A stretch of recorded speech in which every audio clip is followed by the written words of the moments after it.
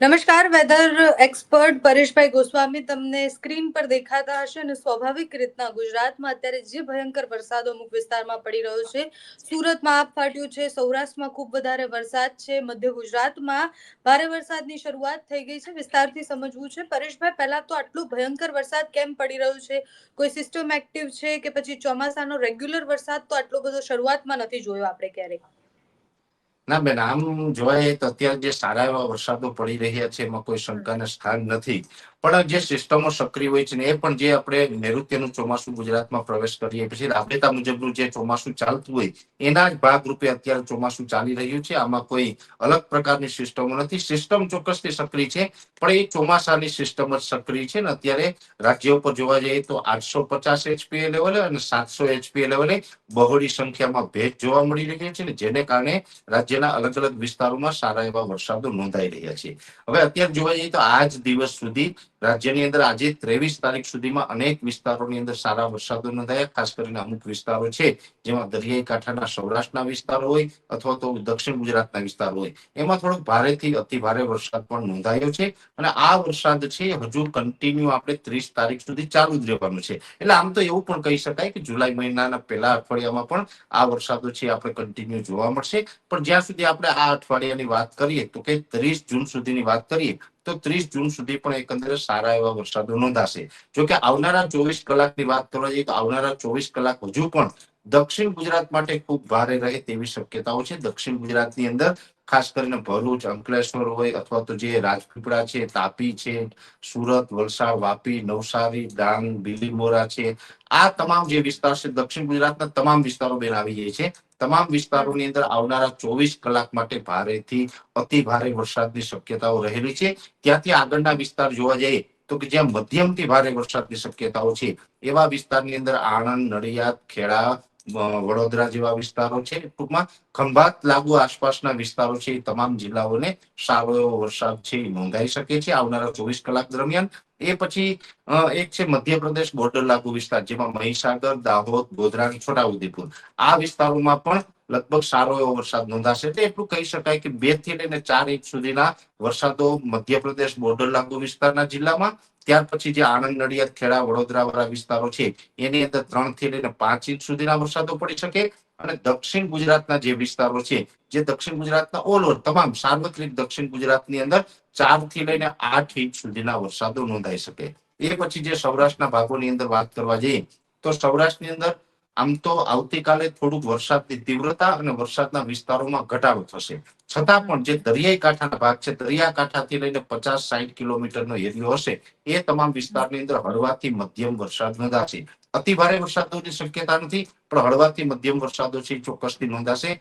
જેમાં દ્વારકા, જામનગર, પોરબંદર, ગીર સોમનાથ, જુનાગઢ, અમરેલી અને ભાવનગર, આ તમામ વિસ્તારો જે દરિયાકાંઠાના છે એમાં પણ હળવાથી મધ્યમ વરસાદો નોંધાઈ શકે છે. એ પછી કચ્છ જિલ્લો છે તો કચ્છ જિલ્લામાં પણ અબડાસાથી લઈ અને કંડલા, ગાંધીધામ સુધીના વિસ્તારો છે જે દરિયાઈ કાંઠાના વિસ્તારો છે, એ તમામ વિસ્તારોની અંદર પણ હળવા મધ્યમ વરસાદો નોંધાશે. અને કચ્છના બીજા વિસ્તારો છે દરિયાકાંઠાને બાદ કરતા બીજા વિસ્તારો, એમાં છૂટાછવાયા હળવા ઝાપટાઓ નોંધાતા રહેશે. મધ્ય ગુજરાતના બીજા વિસ્તારોની વાત કરવા જઈએ તો અમદાવાદ, ગાંધીનગર, કપડવંજ હોય અથવા તો વિરમગામ જેવા વિસ્તારો છે, એ તમામ વિસ્તારોની અંદર પણ હળવાથી છૂટા છવાયા ભારે ઝાપટાઓ નોંધાશે. એક બે સેન્ટરની અંદર ભારે ઝાપટાઓ નોંધાઈએ કે એકાદો વરસાદ છે સારો થઈ જાય, એ ટાઈપનો વરસાદ છે મધ્ય ગુજરાતના ભાગોની અંદર રહી શકે. એ પછી અરવલ્લી અને ઉત્તર ગુજરાતના તમામ ભાગો, અરવલ્લી હોય, સાબરકાંઠા હોય, બનાસકાંઠા છે, વાવથરા જિલ્લો છે, મહેસાણા અને પાટણ જિલ્લો છે, આ તમામ વિસ્તારોની અંદર પણ વરસાદની શક્યતાઓ છે. જોકે સાબરકાંઠા, અરવલ્લી અને બનાસકાંઠાના અમુક ભાગોની અંદર હળવાથી મધ્યમ વરસાદ એટલે કે 1 થી લઈને 2-2.5 ઇંચ સુધીના વરસાદ પડી શકે. બીજા ઉત્તર ગુજરાતના વિસ્તારો છે એમાં સામાન્ય હળવાથી મધ્યમ વરસાદો નોંધાય તેવી શક્યતાઓ છે. એટલે આવનારા 24 કલાક માટે આ પ્રકારનું ચિત્ર છે ગુજરાતની અંદર રહેવાનું છે. એ પછી રાબેતા મુજબ જોવા જઈએ તો જે 30 તારીખ સુધી ઓલ ઓવર ગુજરાતની અંદર જે આ વરસાદો ચાલુ રહેવાના છે, એની અંદર બની શકે કે એક દિવસ પડે, એકાદ બે દિવસ ન પડે, પાછા 1-2 દિવસ વરસાદ પડીએ, આ ટાઈપની કન્ટિન્યુ પ્રોસેસ છે એ લગભગ આપણે 30 તારીખ સુધી યથાવત રહેશે, જેમાં ખાસ કરીને જોવા જઈએ તો રાજસ્થાનના દક્ષિણ પૂર્વ ભાગો ઉપર એક સાયક્લોનિક સર્ક્યુલેશન છે, એનો ટ્રફ અરબ સાગર સુધી પણ લંબાયેલો છે. એ અરબ સાગરમાંથી ભેજ ખેંચી રહ્યું છે, જેને કારણે પણ આ વરસાદો પડી રહ્યા છે. એક સાયક્લોનિક સર્ક્યુલેશન છે એ થોડુંક નબળું છે, પણ એ સાયક્લોનિક સર્ક્યુલેશન છે એ અત્યારે મધ્યપ્રદેશના ભાગો ઉપર બનેલું છે, અને મધ્યપ્રદેશના ભાગો ઉપર બનેલું છે, જેને કારણે પણ દક્ષિણ ગુજરાત અને મધ્યપ્રદેશ બોર્ડર લાગુ વિસ્તારમાં સારા એવા વરસાદોની શક્યતાઓ છે. કેમ કે દક્ષિણ ગુજરાતથી લઈ અને મધ્યપ્રદેશના જે બોર્ડર લાગુ વિસ્તારો છે, દાહોદ, ગોધરા, છોટાઉદેપુર, ત્યાં સુધી એ મધ્યપ્રદેશ વાળા સર્ક્યુલેશનનો ટ્રફ લંબાયેલો છે. એટલે ત્યાં સુધીનું સર્ક્યુલેશન આવેલું છે. એના જે આઉટર ક્લાઉડ હોય મધ્ય ગુજરાતના અમદાવાદ સુધી પહોંચી રહ્યા છે, એટલે કારણે આ વરસાદો છે નોંધાઈ રહ્યા છે. 850 એચપીએ લેવલે ખૂબ મોટી અસ્થિરતા છે, 700 એચપીએ લેવલે મધ્યમ અસ્થિરતા છે. આ બંને અસ્થિરતાને કારણે આ વરસાદો નોંધાઈ રહ્યા છે. શરૂઆતમાં જે બેન આપણે જણાવ્યું હતું કે ચોમાસાના વરસાદ કહેશું કે કોઈ સિસ્ટમના, આ જે પ્રક્રિયા અત્યારે સાયક્લોનિક સર્ક્યુલેશનની ચાલી રહી છે, એ તમામ પ્રક્રિયાઓ છે ચોમાસાના વરસાદની જ છે, અને આ વરસાદો છે હાલ સારા એવા પડી રહ્યા છે, અને આવનારા દિવસમાં પણ હજુ આ વરસાદો છે યથાવત રહેશે એવું ચોક્કસથી માનવું છે. પરેશભાઈ, આપણે અનેક વાર આપણે ચોમાસાના પેટર્નની ખૂબ વાત કરી, એટલે ચોમાસું ગુજરાતમાં પ્રવેશે એના પછી ધીરે ધીરે આગળ વધે, અને પછી દક્ષિણ ગુજરાતથી પ્રવેશેલું ચોમાસું એ ઉત્તર ગુજરાત તરફ 15 દિવસ લાગે એને પહોંચતા. પણ આ વખતે જે ચોમાસું છે એ ચોમાસું એવું કહેવાય કે બહુ જ જલ્દી પ્રવેશ્યા પછી 36 જ કલાકમાં આખા ગુજરાતભરમાં ખૂબ વધારે વરસાદ થઈ ગયો, અને હવે જે પહેલો રાઉન્ડ બીજો રાઉન્ડ એવું કહેવાય ચોમાસાનો, એટલે આપણે કલ્પના ન કરીએ એમ 2 કલાકમાં 5.5 ઇંચ વરસાદ પડી રહ્યો છે, સુરત હોય કે એના આસપાસના વિસ્તારો હોય. તો અચાનકથી આટલો ભારે વરસાદ અને ચોમાસું પ્રવેશ્યા પછીની આ તીવ્રતા કેમ? એના શું કારણો છે? કઈ એવી સિસ્ટમની તમે વાત કરી, પણ એ સિસ્ટમ સિવાય બી બીજી શું અસરો છે? બેન, પહેલી વાત તો એ છે કે નૈઋત્યનું ચોમાસું છે એ 16 તારીખે ગુજરાતમાં પ્રવેશ્યું, એટલે દક્ષિણ ગુજરાતના ભાગો અને સૌરાષ્ટ્રના દરિયાકાંઠા સુધી ચોમાસું 16 તારીખે આવી ચૂક્યું હતું. એ ચોમાસું જ્યારે આગળ વધતું હતું ત્યારે એક સાયક્લોનિક સર્ક્યુલેશન છે એ ખૂબ મજબૂત હતું. એ ખૂબ મજબૂત સાયક્લોનિક સર્ક્યુલેશન છે હંમેશા માટે ઉત્તર પશ્ચિમ તરફ ગતિ કરતું હોય, એટલે સૌરાષ્ટ્ર, દક્ષિણ ગુજરાત અને ત્યાંથી અરબ સાગરમાં આગળ નીકળતું હોય પશ્ચિમ દિશામાં, એની જગ્યાએ આનો ટ્રેક હતો એ ઉત્તર ગુજરાત તરફનો રહ્યો છે, અને સતત ઉત્તર તરફ ગતિ કરતું રહ્યું, જેને કારણે માત્ર 36 કલાકની અંદર ઓલ ઓવર ગુજરાતમાં ચોમાસાનો પ્રવેશ થઈ ગયો. કેમ કે ચોમાસાનો પ્રવેશ છે એ સાયક્લોનિક સર્ક્યુલેશન કોઈ પણ વિસ્તારમાંથી પસાર થાય ત્યાં એની એક ચોક્કસ માત્રામાં વરસાદ પડી જવો, અને ખાસ કરીને ગુજરાતનું OLR છે ડાઉન થવું, એટલે કે આઉટગોઈંગ લોંગ વેવ રેડિયેશન છે એ ઘટી જાય છે, એટલે ત્યાં ચોમાસું બેસી ગયું એવી જાહેરાત થઈ, અને અમુક મિલીમીટર સુધીનો વરસાદ પડી ગયો, એટલે ઓલ ઓવર ગુજરાતમાં ચોમાસાની જાહેરાત થઈ ગઈ હતી. એટલે આ પ્રક્રિયાને કારણે ચોમાસું છે એ 36 કલાકની અંદર ગુજરાતમાં ફરી વળ્યો,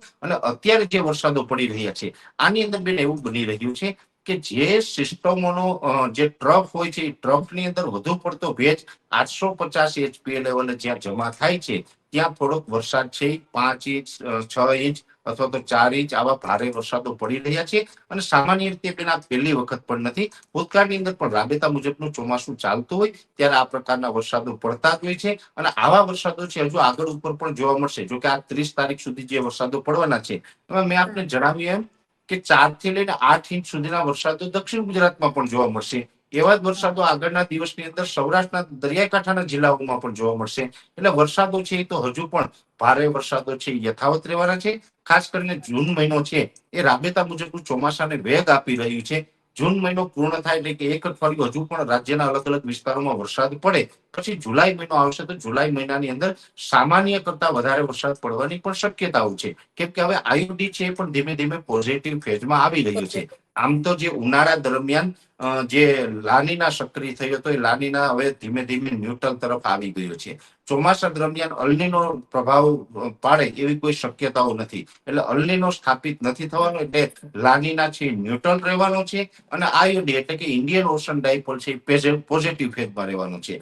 આ બંને પરિબળોને કારણે જુલાઈ મહિના દરમિયાન એમજેઓ છે ફેવરેબલ રહેશે. એમજેઓ એટલે મિડલ જુલન ઓશન, એ ફેવરેબલ રહેશે. એટલે એ એમજેઓ નું ફેવરેબલ રહેવું, આઈઓડી પોઝિટિવ રહેવું, આ બંને પરિબળો સૂચવી રહ્યા છે કે જુલાઈ મહિનાની અંદર અતિ વરસાદો પણ પડશે. એક બે જગ્યાએ કદાચ અતિવૃષ્ટિ પણ થઈ શકે છે. જે 2-4 વર્ષથી આપણે જોઈએ છીએ દક્ષિણ ગુજરાત હોય, સૌરાષ્ટ્રના વિસ્તાર હોય, એ તમામ વિસ્તારોની અંદર અતિવૃષ્ટિના માહોલ પણ જોવા મળે છે. ખાસ કરીને આ વર્ષે 2025ના ચોમાસામાં જે વરસાદની સિસ્ટમના જે ટ્રેક ચાલી રહ્યા છે, આ ટ્રેક મુજબ જોવા જઈએ તો આમ તો આપણા ગુજરાતની સાથોસાથ આપણું પડોશી રાજ્ય મહારાષ્ટ્ર અને એનું જે કેપિટલ છે મુંબઈ, તો મુંબઈ છે એ તો બહુ મોટા ખતરામાં પણ ગણી શકાય. મુંબઈની અંદર ખાના ખરાબી થાય આવા વરસાદો પણ પડી શકે, કેમ કે હવે પછી આગળ ઉપર જે સિસ્ટમો પસાર થવાની છે એ મુંબઈના રસ્તે પણ આવી શકે.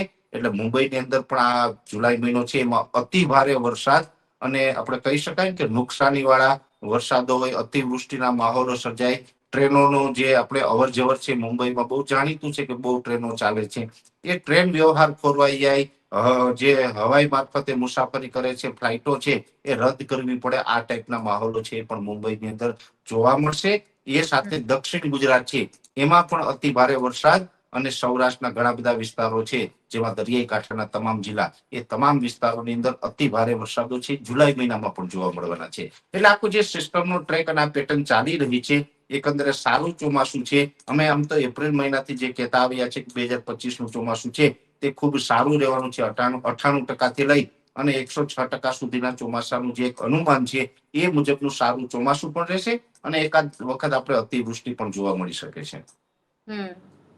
અને ચોમાસું કેટલા સમય સુધી, એટલે જે તારીખો આપણે વાત કરતા હોઈએ કે પ્રવેશે એ વહેલા પ્રવેશ્યું છે, તો શું વહેલા જતું પણ રહેશે કે જેટલો સમય ચોમાસું લે છે એટલો સમય ગુજરાતમાં વરસાદ પાડીને જશે?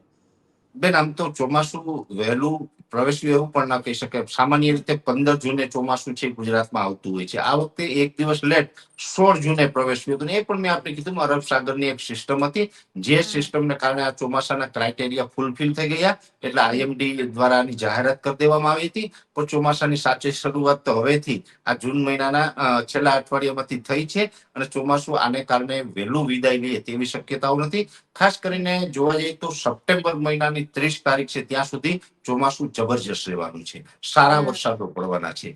ઓક્ટોબર મહિનામાં મોન્સૂન વિડ્રોલ પ્રોસેસ ચાલુ થશે. મોન્સૂન વિડ્રોલ પ્રોસેસ ચાલુ થાય એટલે આમ તો કચ્છના પાકિસ્તાન સરહદ ભાગોથી લઈ અને બનાસકાંઠાના જે તાનેરા હોય અથવા તો જે વાવથરા જિલ્લો છે ત્યાંથી ચોમાસું છે એ વિદાય લેતું હોય છે. એટલે ત્યાંથી વિદાય લેવાનું ચાલુ કરશે. 1 ઓક્ટોબર થી લઈને 2 ઓક્ટોબર સુધી આજે 1 ઓક્ટોબર થી લઈને 12 ઓક્ટોબર સુધીનું જે 12 દિવસનું જે સેશન હશે એમાં મોન્સૂન વિડ્રોલ પ્રોસેસ ચાલુ રહેશે. એટલે બપોર પછીના સેશનમાં થંડરસ્ટોર્મ એક્ટિવિટીના ભાગરૂપે ગાજવીજ વાળા વરસાદો છે એ ત્યારે જોવા મળશે. અને ત્યારે નવરાત્રીનો પણ ટાઈમ હશે. જે છેલ્લા 2-3 વર્ષથી આપણે નવરાત્રીના ટાઈમે વરસાદો જોવા મળી રહ્યા છે. 2025ની અંદર પણ નવરાત્રી દરમિયાન વરસાદો પડે એટલે ત્યાં સુધી ચોમાસું છે તે ચાલવાનું છે. ચોમાસું વહેલું વિદાય લે તેવી કોઈ શક્યતાઓ હાલના પરિબળો પ્રમાણે દેખાતી નથી. Okay, thank you so much પરેશભાઈ, તમે અમારી સાથે જોડાયા એ બદલ. અને ગુજરાતમાં અત્યારે જે ભયંકર વરસાદ પડી રહ્યો છે એના કયા કારણો છે, કયા વિસ્તારોએ સાવચેત રહેવાનું છે, કયા જિલ્લાઓએ હવે થોડા સમય સાવચેત રહેવાનું છે, એ બધી જ માહિતી આપી એ બદલ ખૂબ ખૂબ આભાર.